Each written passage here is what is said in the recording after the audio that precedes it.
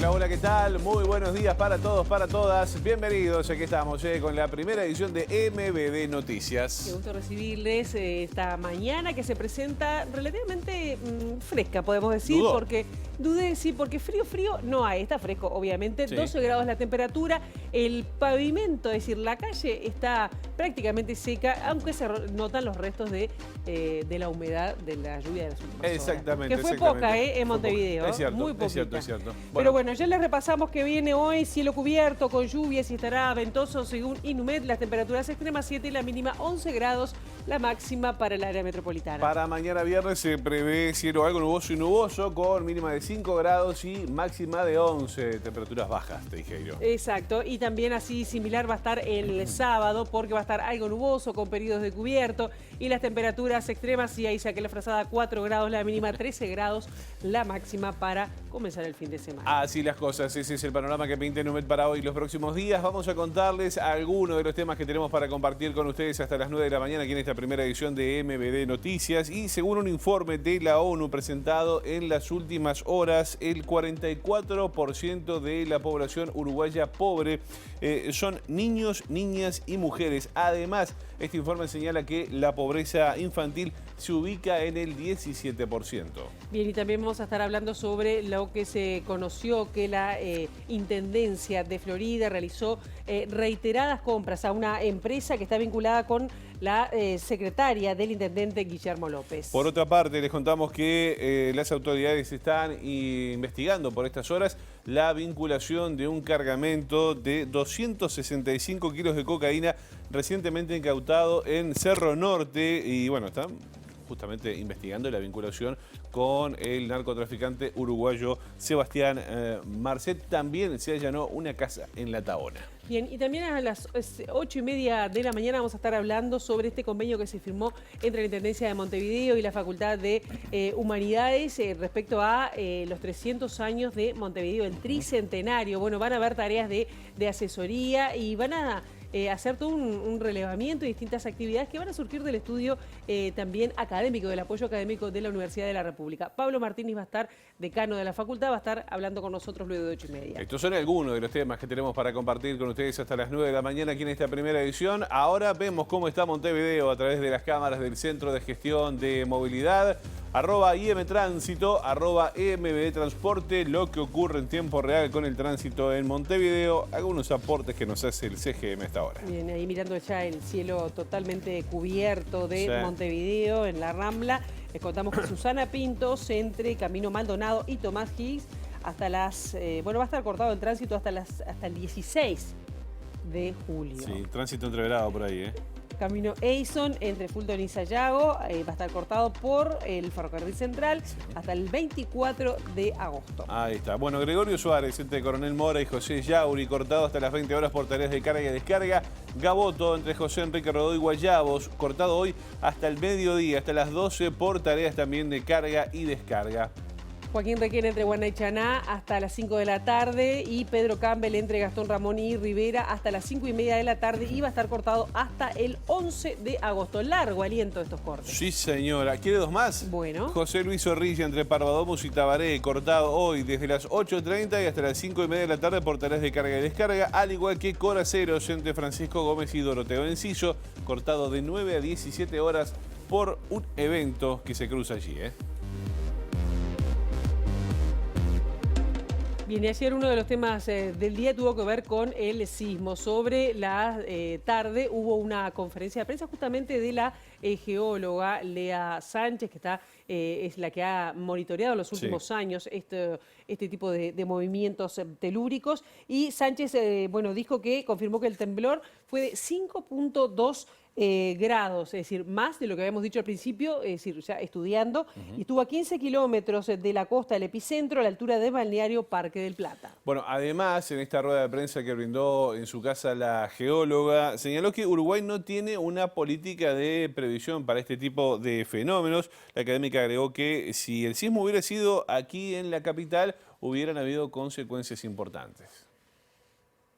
Hubo un evento sísmico de magnitud 5,2 a unos 12, 15 kilómetros del borde de la costa, depende de donde lo midas, está ahí. Tenemos el dato de latitud y longitud del punto donde ocurrió el evento sísmico. Esto lo que nos implica es que debemos seguir con un monitoreo y que tenemos que tener el apoyo del Estado para continuar con el avance del conocimiento de la actividad sísmica en territorio nacional. Hoy no sabemos qué puede ocurrir en una localidad como Montevideo, con una población muy importante, si el epicentro se localiza en territorio nacional. Es importante gestionar también el riesgo sísmico, es importante saber qué es lo que nos pasa con las infraestructuras edilicias. Sabemos que algunas son peligrosas, algunas podrían no soportar eventos sísmicos de estas magnitudes. El Uruguay, no este gobierno, todos, ¿no?, tienen una mala gestión del riesgo, aunque ha mejorado en los últimos 10 años, ¿no? Pero los riesgos que se entienden para el territorio nacional tienen que ver con incendios, inundaciones, sequías. Bien, y cambiamos de tema porque ustedes saben que el Partido Nacional presentó un proyecto de ley de reestructuración de deudas de personas físicas, alternativo al que presentó Cabildo Abierto, y lo hizo ante la Comisión de Constitución del Senado de la República. Sí, quien redactó esta iniciativa fue la senadora nacionalista Carmen Aciaín, quien, bueno, previamente tuvo un diálogo con el Ministerio de Economía y también con el Banco Central del Uruguay. Un procedimiento administrativo, si fracasa un procedimiento judicial, que el administrativo lo que viene a hacer es la posibilidad de nuclear ante UDECO, la Unidad de Defensa del Consumidor, a todos los acreedores. En vez de que el deudor tenga que ir ventanilla por ventanilla a arreglar con cada deudor, bueno, nuclearlos a todos, decir, bueno, esto es lo que yo puedo pagar por mes, esto es lo que tengo. Total, esas personas, esos acreedores, ya lo dieron a pérdida. Son deudas que rara vez las llevan a un juicio. En general ya quedan a pérdida y todo lo que se recupere en ese sentido es un beneficio. Si no prospera un procedimiento judicial, que la gran diferencia que tiene con el de Cabildo es que acá el juez no va a imponer mediante una sentencia una reestructuración forzosa o sea, no va a hacer eso. Va a ir a intentar un acuerdo. No impone, ¿por qué? Porque eso sería desconocer los contratos firmados. Se nos cae la seguridad jurídica, se nos cae la reputación del país como atractivo para las inversiones extranjeras, se nos retrae el crédito, cierran las financieras y el deudor va a tener que ir al mercado negro. Eso nosotros no lo queremos. Se atiende a la población de las franjas más bajas, no como el de Cabildo, que abarca más, entonces puede llegar a hacer colapsar el sistema porque demasiada gente. Esto no, esto va focalizado en los más bajos y quienes tengan un atraso de 4 años. En los últimos gobiernos se ha ido elevando el porcentaje del salario que se puede retener, de manera que el trabajador puede llegar a cobrar en la mano el 35% nada más. Nos parece que no, que en los salarios más bajos tiene que subirse ese porcentaje a 50%. Bien, y también el Frente Amplio y el sector Ciudadanos del Partido Colorado trabajan en otro proyecto de ley de reestructuración de deudas, es decir, que atienda el endeudamiento de las personas físicas y jurídicas. Sí, en este marco el senador del Frente Amplio, Charles Carrera, aseguró que Cabildo Abierto hace demagogia con la campaña de firmas y además dijo que no se puede posponer el tratamiento hasta que se efectúe un plebiscito en las próximas elecciones. El Partido Nacional no nos presentó a los miembros de la comisión, a los integrantes del Frente Amplio, no fue presentado todavía ningún proyecto de ley. No lo conocemos. Lo que sí podemos decirle a los televidentes y a la ciudadanía en su conjunto es que desde el Frente Amplio estamos trabajando en forma seria en este tema, es un tema que nos preocupa. Estamos trabajando en un proceso de reestructuración de deudas, donde el segmento son los más vulnerables, que tenga relación con deudas del consumo, y que lleve en consideración prácticas abusivas que se aplican sobre los deudores, que los proteja. Y también algo que es importante es que aquellas personas que están en el clearing no sean excluidas de las políticas públicas, de una garantía de alquiler, de poder acceder a servicios públicos en las mismas condiciones que hoy tiene un ciudadano que no está en el clearing. Y también estamos trabajando desde el Frente Amplio hemos detectado algunos inconvenientes con el tema usura y nuestros técnicos están trabajando y en las próximas semanas vamos a presentar algún proyecto que esté relacionado en ese sentido. Es decir, nosotros lo que hemos detectado es que hay que ponerle un tope en lo que es la capitalización de los intereses moratorios. Nosotros lo propusimos en un proyecto que ya está en el Parlamento, pero tenemos que ampliar y en ese sentido estamos trabajando y hemos tenido conversaciones con el sector ciudadanos. Los técnicos del sector ciudadanos y los técnicos del Frente Amplio se están reuniendo porque acá hay que hacer una política de Estado. Y la Organización Panamericana de la Salud donó a la Intendencia de Montevideo 14 equipos de refrigeración para vacunas para utilizar en las policlínicas departamentales. Sí, tanto la ministra de Salud Pública, Karina Rando, como la intendenta de Montevideo, Carolina Cose, valoraron justamente esta situación, destacaron la importancia de este equipamiento recibido, que además permite conservar las dosis, si incluso se puede llegar a interrumpir la energía eléctrica. Esta donación de la Organización Panamericana de la Salud para nosotros es absolutamente relevante porque es heladeras de última tecnología con una serie de detalles que ahora, si me permiten, les voy a mostrar, que nos permiten, si hay cortes de energía, tener en un entorno de 40 grados, si hubiera un entorno de 40 grados, poder mantener la autonomía y la seguridad de las vacunas que se guardan acá durante 4 días. La Intendencia de Montevideo realiza promedialmente unas 55.000 vacunaciones al año. Y a eso hay que agregarle, por ejemplo, las 40.000 vacunaciones que se hicieron durante la pandemia. El costo de cada heladera va de $15.000 a $18.000 y tienen una capacidad de entre 2.000 y 2.500 frascos, lo que equivale a una cifra aún mayor de dosis. La Intendencia las obtuvo tras hacer un informe en el que contabilizó 13 episodios de pérdida de vacunas debido a cortes de energía eléctrica a lo largo de un año. El Ministerio de Salud Pública, mientras tanto, lideró el proceso de calificación para obtener la donación. Es una donación que ha hecho la Organización Panamericana de la Salud a través del Ministerio de Salud Pública y que nosotros lo concretamos en aquellos vacunatorios de la Comisión Honoraria de la Lucha Antituberculosa y Enfermedades Prevalentes. Es lo más moderno que hay en este sentido para el control de las vacunas cuando están estoqueadas en heladera.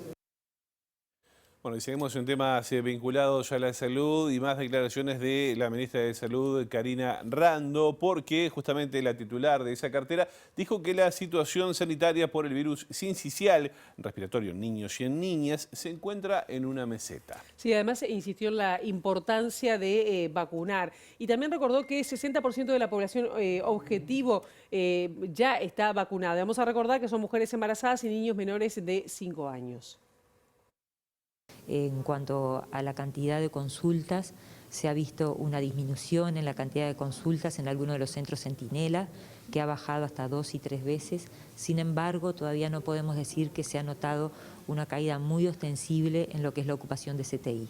La ocupación de CTI, a pesar de que ha bajado en algunos lugares y en algunos centros, todavía sigue siendo alto, por lo tanto, tenemos que esperar un poquito más para el descenso de estas curvas. De todas maneras, hemos visto que el ascenso ese que teníamos al inicio cuando hicimos la solicitud, ese ascenso exponencial, ese ascenso ya no lo tenemos más bien una meseta, estamos esperando la fase de descenso de internaciones en CTI y de consultas. Es esperable que en los próximos días de a poquito continúe bajando, también es esperable que, como pasa todos los años, en el mes de agosto, después de recuperadas las clases, un poquito más adelante haya un pequeño pico nuevamente.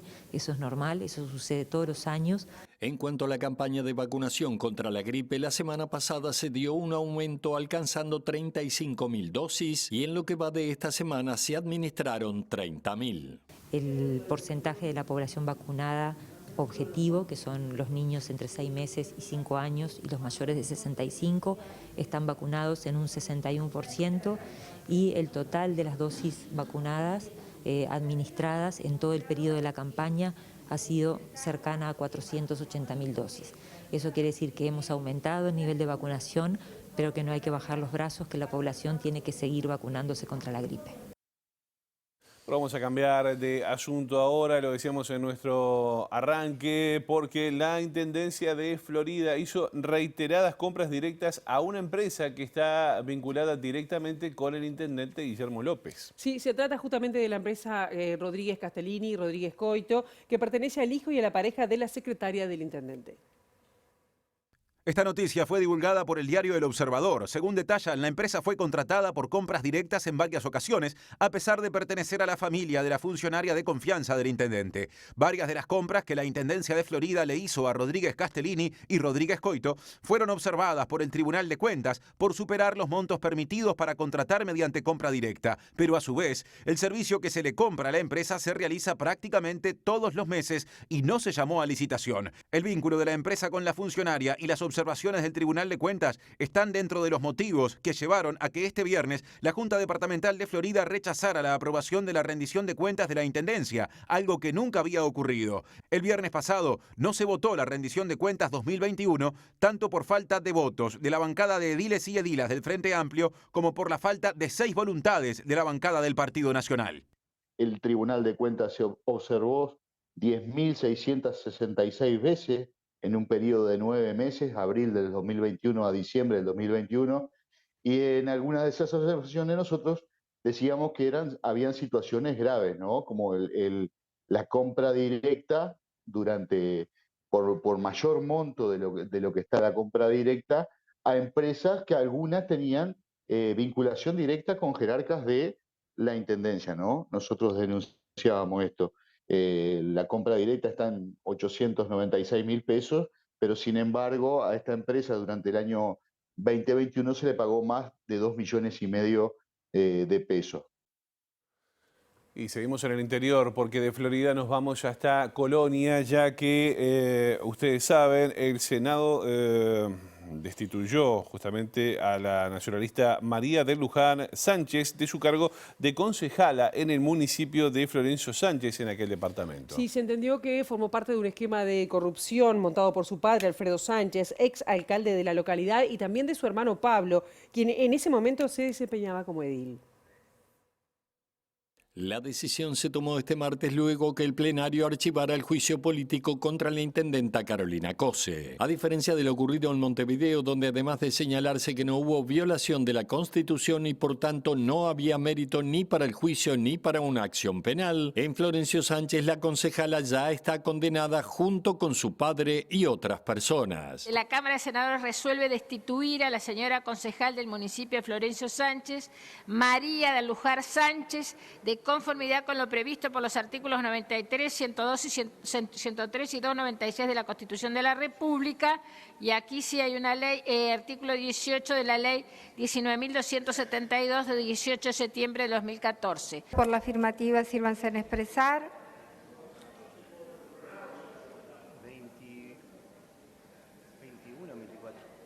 21 en 24, afirmativo. Conocido como el alcalde de las Mil Gauchadas, Alfredo Sánchez fue condenado a 3 años de prisión por asociación para delinquir en reiteración real, concusión y fraude. Entre otras cosas, se comprobó que entregó canastas a cambio de votos, realizó trabajos personales con recursos públicos y devolvió vehículos incautados por infracciones. En abril de este año, el Senado ya había destituido mediante juicio político al exalcalde y a su hijo Pablo, que era edil de Colonia y formaba parte del esquema de corrupción, al igual que María de Luján y otra concejala, Nancy López, destituida en mayo por la misma vía y causa.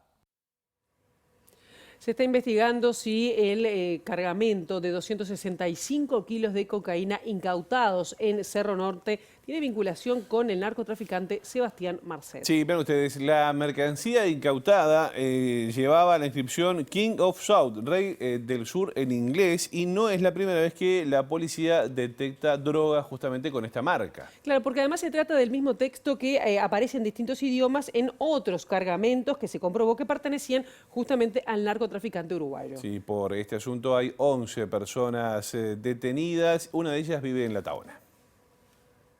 La operación Titanes, que tiene al frente a la fiscal Mónica Ferrero, tiene a 7 uruguayos detenidos y a 4 colombianos. La organización tenía acopiada cocaína en una vivienda en Cerro Norte y luego era acoplada en tablas, algo que hacían los colombianos, para luego ser enviada a Europa por el puerto de Montevideo. Según el informe del Ministerio del Interior, 2 de los colombianos tienen antecedentes penales en nuestro país vinculados a la operación Atlántico Sur, en la que se incautaron 25 kilos de cocaína en 2010. Ahora la operación Titanes, de los últimos días, tuvo su punto caliente en un allanamiento en una vivienda en la calle Haití, en en Cerro Norte. Se detuvieron justamente a 4 colombianos y a un uruguayo acondicionando drogas en tabla de 2,8 metros de largo. Había 11 tablas, cada una ocultando 10 ladrillos de droga. En un doble fondo, en un furgón que se encontraba estacionado dentro del predio de la vivienda, se hallaron 4 bolsas con 30 ladrillos cada una y un paquete con 10 más. Entre todo lo incautado en esa finca, se hallaron 240 envoltorios, lo que arrojaron un peso total de 265,55 kilogramos de cocaína, droga que en Europa luego alcanzaría un valor cercano a 9 millones de euros. Luego de esto se desarrollaron 9 allanamientos en Montevideo y uno en Rivera. Uno de ellos fue en la Unidad 5, cárcel de mujeres en Colón, ya que una privada de libertad es pareja de uno de los involucrados. Otro de los casos fue a un empresario vinculado a empresas de camiones con gran poder adquisitivo con domicilio en el barrio privado de La Tahona. Se detalla que el empresario estuvo vinculado y condenado por prisión en el año 2012 en el marco de la Operación Mintaca, en la que se incautaron 323 kilos de cocaína y fueron procesados también ciudadanos argentinos e italianos. Este empresario tiene una empresa vinculada a la importación de bienes desde Paraguay. El hombre está siendo investigado por vínculos con Sebastián Marcet. Justamente la inscripción que tenía la droga, Rey del Sur, estuvo involucrada con Marcet en otros cargamentos que fueron interceptados. Bueno, vamos a otros temas, esta vez departamentales, porque hubo pronunciamientos dentro de la Junta Departamental con algunos ediles respecto a la decisión del Senado de rechazar el pedido de destitución de la intendenta de Montevideo, Carolina Cossi. Hablamos con el edil Nicolás Laza. Sí, efectivamente. Entre otras cosas dijo que primó la cordura y además que se intentó instalar una confrontación electoralista. No sé si decir que primó la cordura, que uno se siente feliz porque realmente fue un episodio muy triste para la democracia el que nos tocó vivir.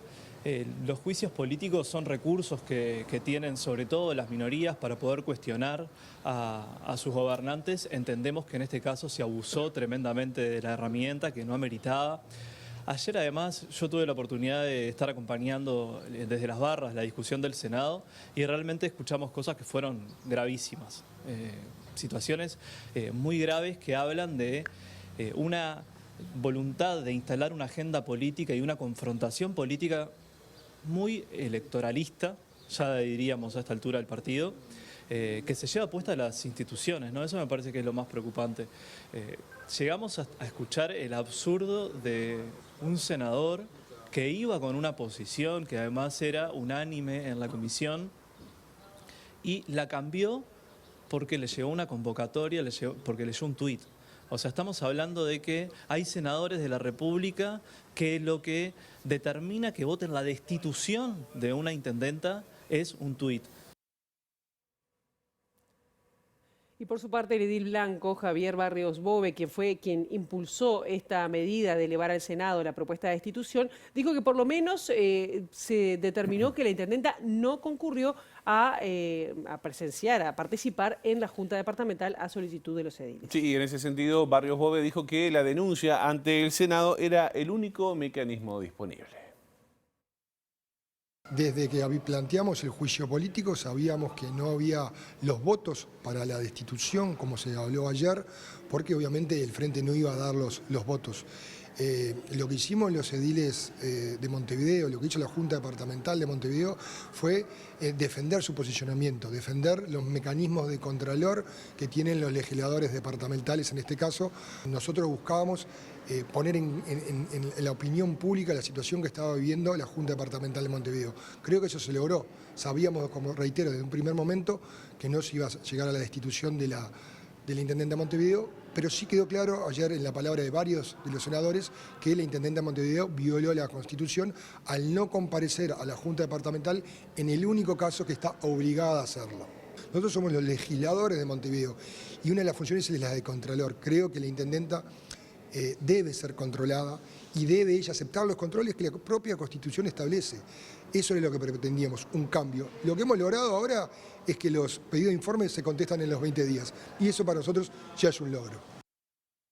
Bueno, muy bien, vamos a hablar ahora de la rendición de cuentas porque las autoridades del Ministerio de Economía y Finanzas en representación del Gobierno Nacional van a informar sobre la activación de una cláusula que permite al Ejecutivo aumentar el endeudamiento del Estado previsto en el artículo 699 de la Ley 19.924, que es la de Presupuesto Nacional. Sí, entrevistado en La Letra Chica, el diputado de Cabildo Abierto, Álvaro Perrone, dijo que el año pasado se exoneraron 5.000 5.000 millones de dólares y hay avivadas que el Estado no está controlando. Del 2022 fueron 5.000 millones de dólares en exoneraciones. Exoneraciones de impuestos. Exactamente, las exoneraciones se dividen de distintas formas. Hay exoneraciones de IVA, que tienen que ver con los productos de la canasta básica, que vienen de hace mucho tiempo atrás. Últimamente hay exoneraciones de IVA, lo que tiene que ver con el agua. Hubo en su momento algunas que hicimos con la carne, con el asado. O sea, hay exoneraciones que apuntan directamente a sectores sociales. Ahora, están los otros tipos de exoneraciones, que son a las grandes empresas. A través del régimen de la COMAP se presta para muchas cosas. La COMAP es la oficina que habilita los proyectos de inversión a determinadas exoneraciones. Entonces hay pequeños proyectos donde uno presenta un proyecto para remodelar una oficina, un edificio, una pequeña obra, pero en el proyecto, como el régimen de la COMAP habilita a la reconversión de energía, del uso de nuevas energías, dentro del proyecto meten un vehículo de 150.000 dólares porque es eléctrico. Entonces ahí hay avivadas que el Estado no está controlando. Bueno, y a propósito, en el mismo programa, aquí en Letra Chica, en TV Ciudad, la diputada del Frente Amplio, Betiana Díaz, criticó que durante los primeros 3 años de este gobierno, donde más hubo recortes, fue en vivienda, y allí se recortaron muchos recursos. Para este gobierno, la vivienda no ha sido una prioridad, dijo la legisladora del Frente Amplio. Cuando uno agarra los tomos de gestión, por ejemplo, donde ve que más cayó el gasto en los programas de vivienda, es más de un 36% de caída de la ejecución con respecto al año pasado, que ya venía recortado en las soluciones habitacionales en convenio para jubilados. Ahí está ahorrando vivienda. Plan Juntos, programa de mejoramiento de barrios y vivienda rural con caída todas en el torno del 8%. Es decir, acá de lo que se habla es de anuncios de fondos. Ustedes lo podrán buscar, hay mucho archivo de esto, el presidente incluso habló de esto en la Asamblea General el 2 de marzo, habla de los 240 millones para asentamientos, jamás aparecieron y de hecho en realidad lo que arman es un bolsón de endeudamiento a través de los cuales toman líneas de financiamiento que ya estaban, es decir, soluciones habitacionales que ya estaban comprometidas. Hay que recordar que al inicio de la administración de la ministra Moreira, se interrumpieron los realojos, después se retomaron algunos, eso ahora se está pasando como parte del financiamiento Avanzar. Y desde la oposición se señala que esta excepción genera una carga extra para el próximo gobierno, ¿no? En las excepciones al endeudamiento. Efectivamente, bueno, vamos a seguir analizando esta rendición de cuentas que tiene varios días a nivel parlamentario, no solo en la Cámara Baja, sino también después el tratamiento en la Cámara Alta. Nosotros ahora vamos a hacer una pausa. A la vuelta de la misma vamos a estar recibiendo al decano de la Facultad de Humanidades, Pablo Martínez, para hablar sobre, bueno, de qué manera van a trabajar en los 300 años de Montevideo, en estos festejos, su aporte económico, pero también vamos a estar hablando algo de la rendición de cuentas vinculada a la educación universitaria. Ya seguimos.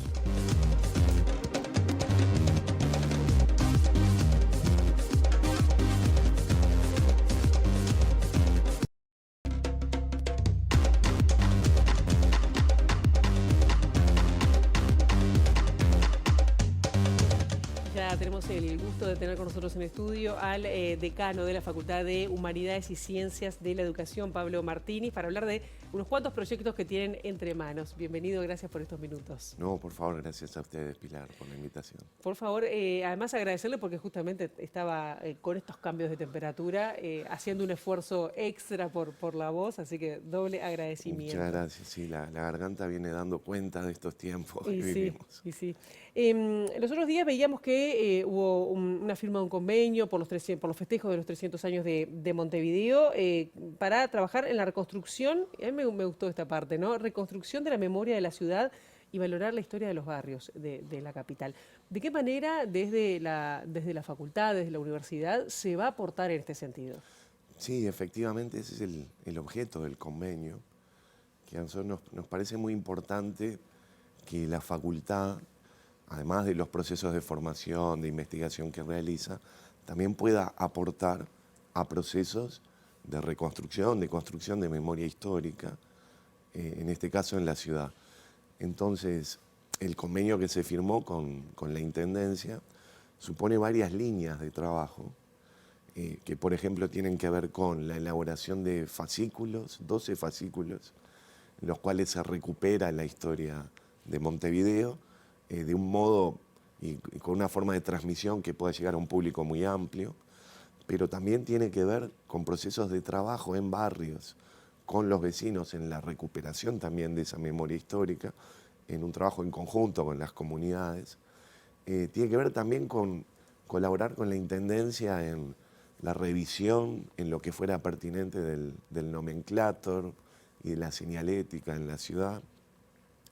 Tiene que ver con todo un conjunto de procesos, de trabajos conjuntos, que ya sea a través de la producción de conocimiento y su distribución, el trabajo con los vecinos en territorio, la realización de llamados también para la presentación de propuestas de trabajo sobre estos temas, en los cuales nuestros investigadores participarían en colaborar en la selección de estos trabajos, y toda otra serie de intervenciones que también se irán generando en el desarrollo del proyecto, digamos, una forma de colaborar en estos 300 años en esa idea central de reconstrucción de memoria, que es, por supuesto, colocarnos como ciudadanos, como ciudadanas, en un proceso histórico que tiene que ver con reconstruir nuestra identidad, pero también poderla ver desde el hoy. Claro. Y eso resulta clave. Cuando se presentó esto, dijo que esta cooperación era una apuesta estratégica.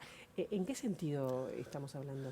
Claro, pensando desde la facultad, pero pensando también más ampliamente desde la Universidad de la República, la posibilidad de trabajo en conjunto con diversos ámbitos de gobierno, en este caso en la Intendencia, con organizaciones de la sociedad civil, con movimientos sociales, con empresas, es siempre una apuesta estratégica porque entendemos la función de la universidad, no exclusivamente como la de la producción de conocimiento, la formación de especialistas en las diversas áreas temáticas, sino también aportar a dinamizar procesos sociales.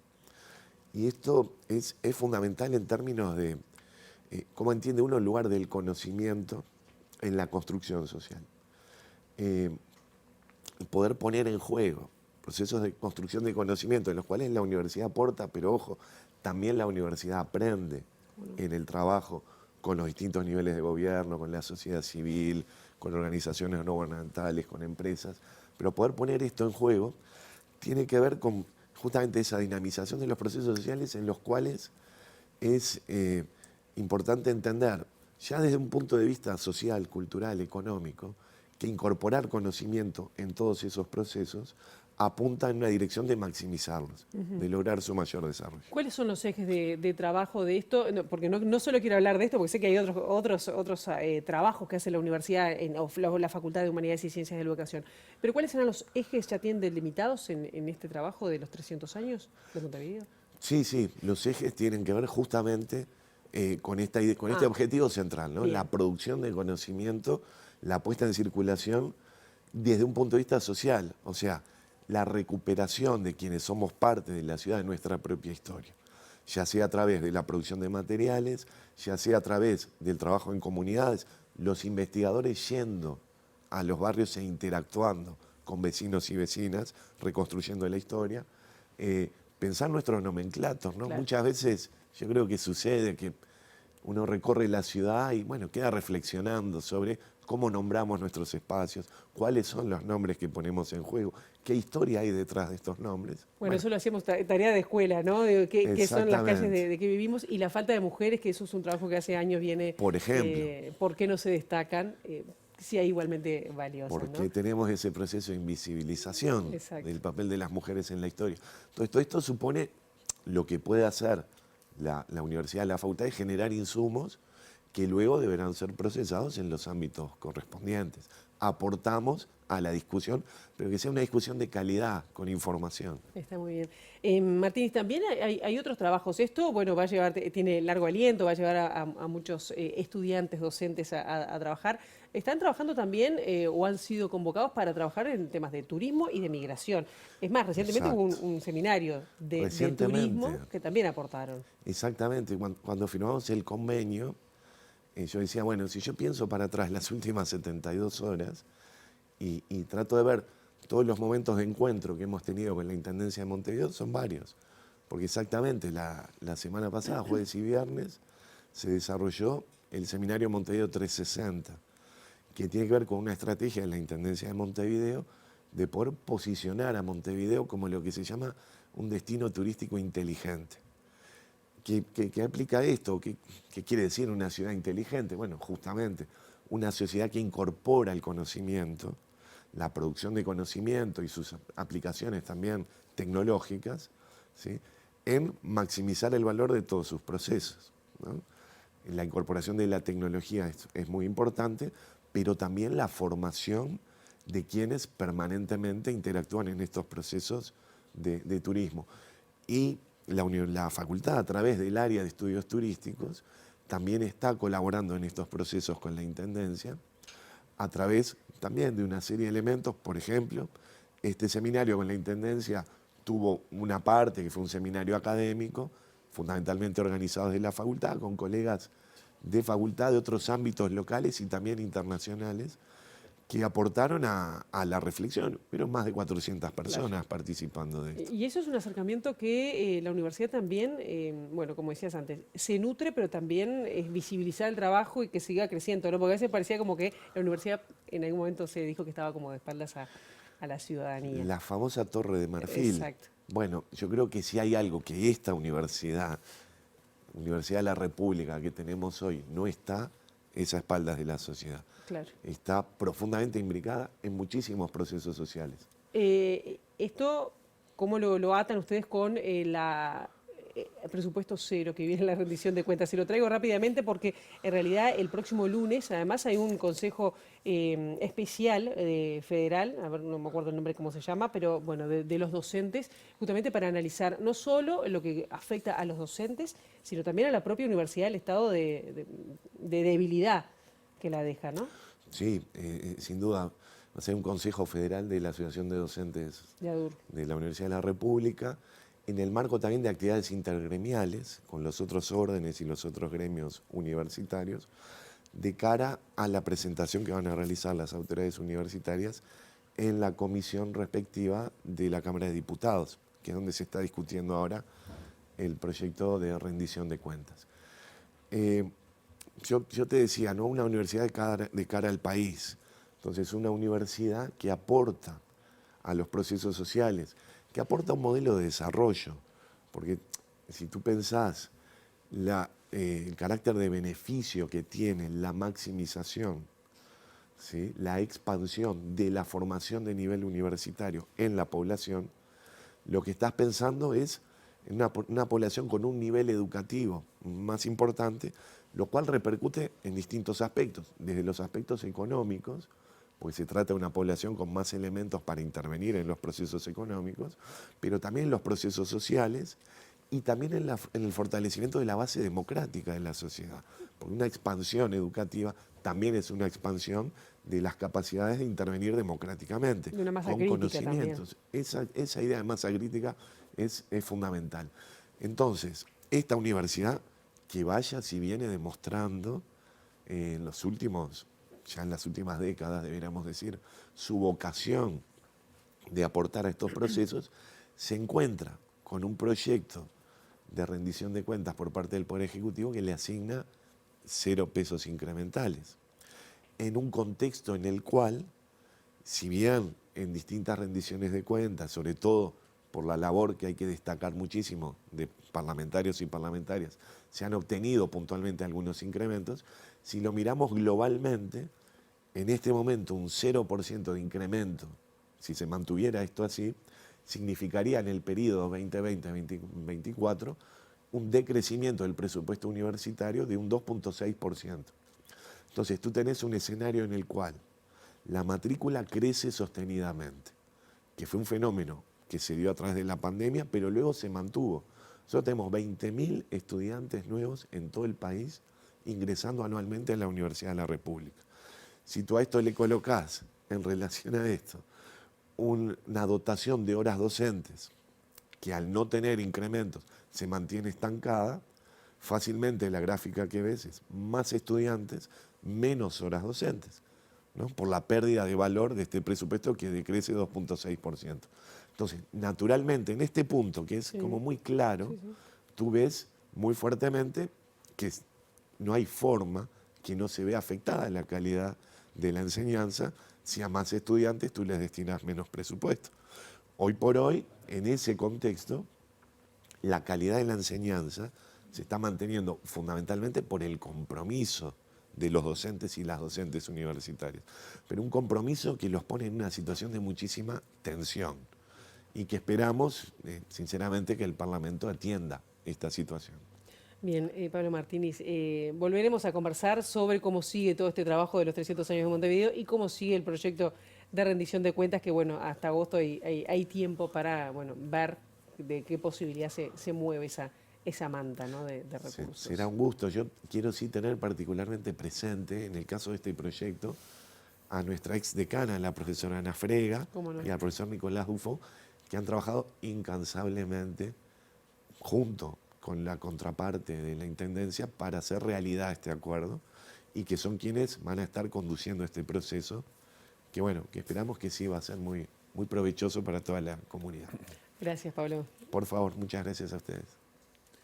Bien, nosotros seguimos avanzando en otras informaciones, pero ahora desde fuera de estudios, y es por eso que ya recibimos ya a Macarena Vico, que está en nuestro móvil. Maca, ¿qué tal? Buen día, bienvenida.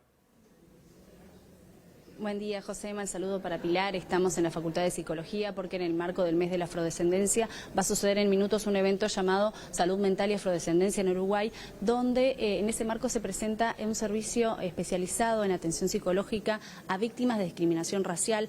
Esto surge de un convenio entre el municipio B, la Facultad de Psicología y Naciones Unidas. Pero para hablar un poco más sobre este servicio, las particularidades que tiene, es el primero de estas características, estamos junto a Gonzalo Helpi, docente de la Facultad de Psicología, quien también participa de este servicio. Bueno, Gonzalo, ¿cuál es la necesidad de fondo para que surja un servicio de estas características, el primero que hay en nuestro país? Bien, por un lado, buen día a todas y a todos. Es un día histórico hoy, es el primer servicio en la región, no solamente en Uruguay, con estas características. Surge en base a la necesidad de lo que se evidencia como un racismo estructural y como una atención integral, a veces en salud, blanco-centrada. Básicamente en salud mental hay determinadas demandas, necesidades de la población que ha hecho llegar a los actores políticos correspondientes, en este caso un gobierno departamental a través de un municipio, y en ese sentido hoy podemos estar orgullosas de ofrecer 4 prestaciones a la comunidad afrodescendiente. Por un lado, las psicoterapias focales individuales, que pueden acceder personas de 10 años hasta el final del curso de vida, que residan en el municipio B, que trabajen, estudien o que el episodio de discriminación se haya producido en alguno de los territorios de los 8 barrios que comprende este municipio. Y a su vez, talleres de prevención y detección oportuna de discriminación racial y de promoción de salud mental con una perspectiva étnico-racial. Bien, ¿cuáles son algunas de las situaciones de racismo que más se viven en esta región? Un poco lo que hablábamos con las colegas y lo que se va a compartir hoy es la violencia física, muchas veces, ¿no? El derecho de admisión en algunos lugares, la violencia verbal, psicológica, ¿no? El insulto racista. Y a su vez después determinadas cuestiones que se van mirando interseccionalmente. Hoy algo que preocupa, y lo hemos venido hablando en el campo de la educación, lo que hace a la convivencia escolar, es esto del cruce entre racismo y xenofobia, donde muchas personas afrodescendientes y a la vez en condición de migrantes sistemáticamente están sufriendo determinados ataques de índole racista. Entonces también cómo poder acompañar esas situaciones y cómo educar en esta relación entre educación y salud mental. Más educación, menos racismo, mejor salud mental sería la ecuación. Bien, esto entonces a lo que se suman los talleres que mencionabas, eso, ¿de qué se trata? Esa otra pata del servicio. Por ejemplo, ahora el próximo mes vamos a estar en la comparsa Valores y en Cuarein 1080. También vamos a estar trabajando en algunos centros juveniles y en liceos, el Liceo 1, el Liceo 8.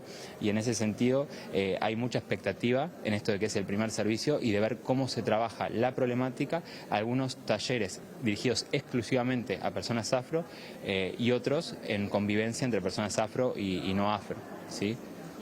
El servicio funciona desde el mes de abril, ya hay algunas conclusiones, algunas observaciones que se puedan hacer sobre cómo afectan la salud mental a la población discriminada. En realidad sería qué enferma, qué produce malestar y que tiene que ver con la estructura social, ¿no? Tiene que ver con nuestra cultura, tiene que ver con la socialización temprana que recibimos y a veces también con la falta de referentes positivos de personas afrodescendientes, ¿no? Toda esta discusión que se había generado en su momento por la sirenita y el personaje afro y tal, de que mucha gente no encuentra modelos, va a la escuela y no hay profes o maestras, maestros afro, o no ve gente que tenga cargos importantes, y eso también repercute en la autoestima, en la seguridad personal, más allá de después situaciones que están ya comprobadas por el Instituto Nacional de Estadística y tal, como son el subempleo o el empleo en precarización o en rubros que son los menos remunerados, en esto de que la población afro suele estar por debajo de la línea de la pobreza. Y ahí es cuando hago énfasis en esto que es estructural y histórico. ¿Cómo se pueden comunicar aquellas personas que quieran acceder a este servicio? Básicamente hay 3 vías. Una es el mail seadr@psico.edu.uy. Otra es yendo directamente a la sede del municipio B. Y la tercera sería presentarse presencialmente en el anexo de la Facultad de Psicología, que queda por calle Mercedes, esquina Gaboto.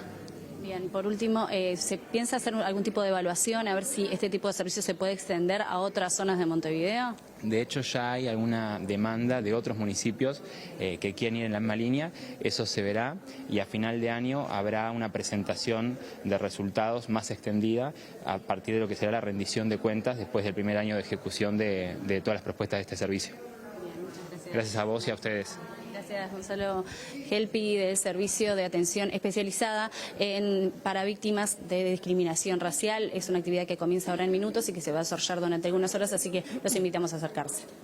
Muy bien, Macarena, muchas gracias por tu trabajo allí. Nosotros acá seguimos con otras informaciones. Sí, porque datos realmente preocupantes. 44% de la población uruguaya pobre son niños, niñas y mujeres. Y la pobreza infantil se ubica en 17% según un informe que se presentó de Naciones Unidas mirando a Uruguay, ¿no?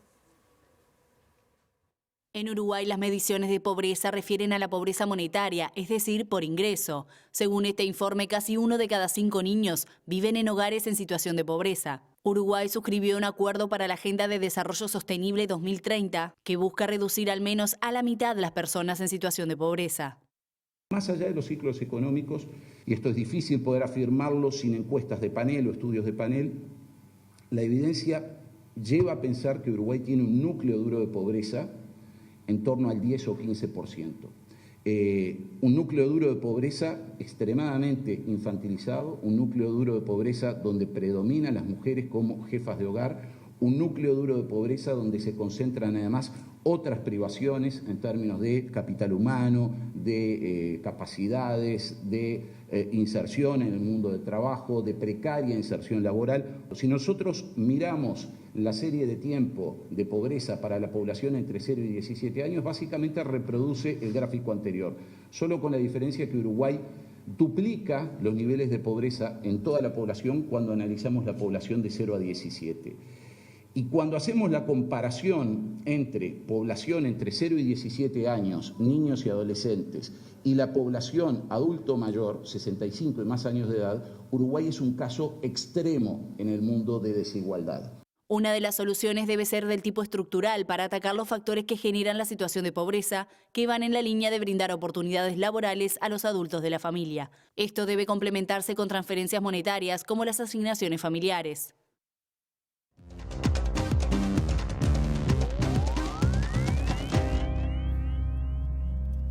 Bueno, abrimos el capítulo internacional. Destacamos que el escritor checo-francés Milan Kundera falleció a los 94 años. Bueno, fue autor de obras como, recuerde esto, La insoportable levedad del ser, también La broma y el festín de la insignificancia.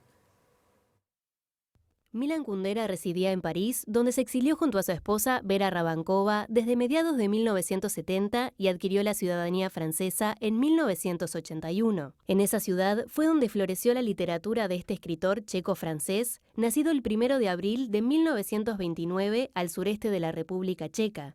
responsable de las obras como La insoportable levedad del ser, La broma y El festín de la insignificancia. Kundera formó parte de una influyente generación de escritores, cineastas e intelectuales checos que alcanzaron la mayoría de edad durante los años posteriores a la Segunda Guerra Mundial. Como varios de esa generación, Kundera se unió al Partido Comunista, en el que aportó su voz crítica y durante esta época publicó su primera novela, La broma. A principios de la década de 1970, los libros de Kundera fueron prohibidos y retirados de las bibliotecas. En ese momento es que París recibe al escritor para publicar sus obras en francés. Este autor fue reconocido internacionalmente y sus obras fueron traducidas a varios idiomas. Milan Kundera deja su poesía y dramaturgia por las calles de París, además de su acervo literario que seguirá perdurando a lo largo del tiempo.